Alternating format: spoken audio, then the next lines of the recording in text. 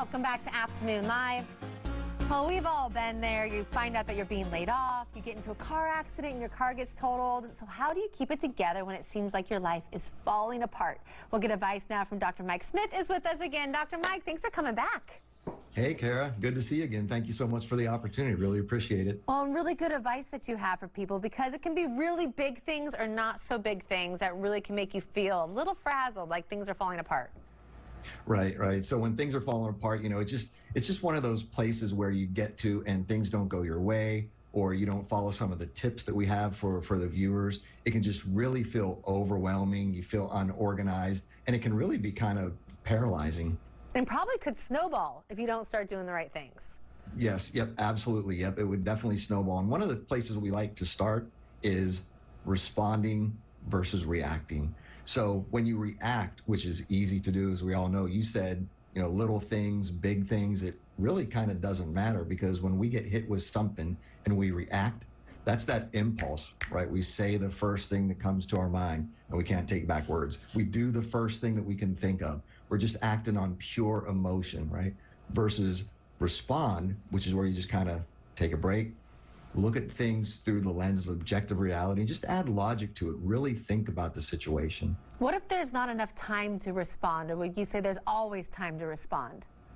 So I think that's one of the things that we actually need to make the time to respond, because even if you take just a split second, 5 seconds, 10 seconds, which really isn't a lot of time, you always have the choice to kind of stop yourself and then put some logic and thought to what you're getting ready to do or say.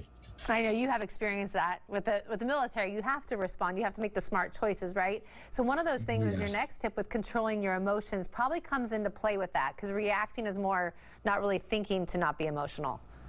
Yeah, so the emotional control, and this one's a little bit harder to do, right? It's simple, but not easy. So when we talk about controlling emotions, I mean, when something hits you, especially if it's unexpected and it's big, you got fear, worry, doubt, anxiety, all those kinds of, like revenge, anger, all those emotions can come creeping in at you.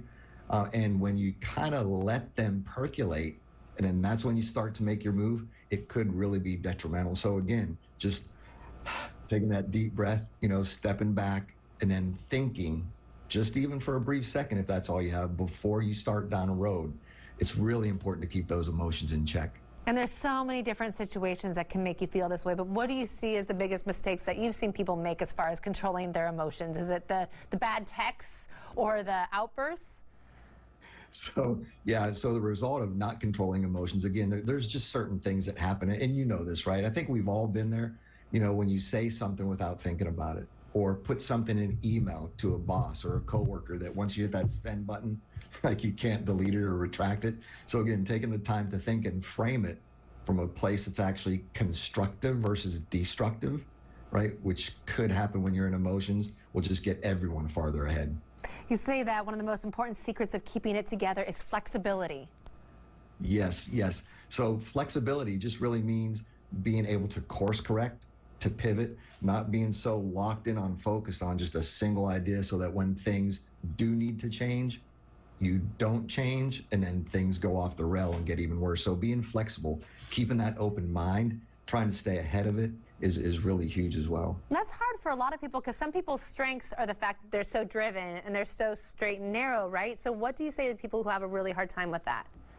So I think really, again, it's one of those things to keep things in perspective, right? When you keep an open mind, even just think about when we go through life, right? Open mind means you're more receptive to ideas, some which may be better than yours, some which may have worked better than yours. So again, being open-minded and being open to feedback and thinking differently and thinking big will get you a whole lot farther ahead in these kind of instances, than just being so laser focused that you got the guardrails like this narrow.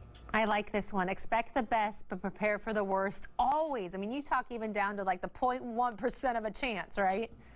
Yes, absolutely. Even if it's a minuscule chance that something really bad could happen, again, expect for the best, but prepare for the worst. And when we don't prepare for the worst, and if something happens that's not good or different than we thought, again, that just puts us back in that emotional cycle, right? We get surprised, We could get sad, we could get hurt, we kind of might not know what to do next. So again, expect the best, which is always what we want. You strive for that amazing outcome, but in the back of your mind, just prepare for, well, I'm going to give it a shot. I'm hoping it works, but if it doesn't, I'll deal with it then. I'm still the person who says, so you're saying there's a chance. All right, take a break is your last tip. It's a good one. Yes, taking a break is so important because a lot of times, again, when you're just so ingrained in these scenarios where you let things get to you, right? You could start to feel overwhelmed. And when you start to feel overwhelmed, things get even worse and you feel even deeper, right? So even taking a break, just stepping away, even if it's you go outside for a walk, you listen to that favorite song you have that always jazzes you up and puts you in a good mood. You know, you have a favorite quote by someone that you read, you call a friend, you know, spouse, significant other, partner, whoever. Taking that break and detaching, again, that separates the emotion, right? And that pulls you out of it for, again, just a few minutes so you can refocus, regroup, and then go back in after it. Always such great tips, Dr. Mike. Thank you. Thank you so much, Kara. It's good seeing you again. Have a great day. Great seeing you too. You as well. Okay, we're going to have more information about Dr. Mike on our website at KATU.com, but stick right there. Afternoon Live. We'll be right back. Prepare for the worst.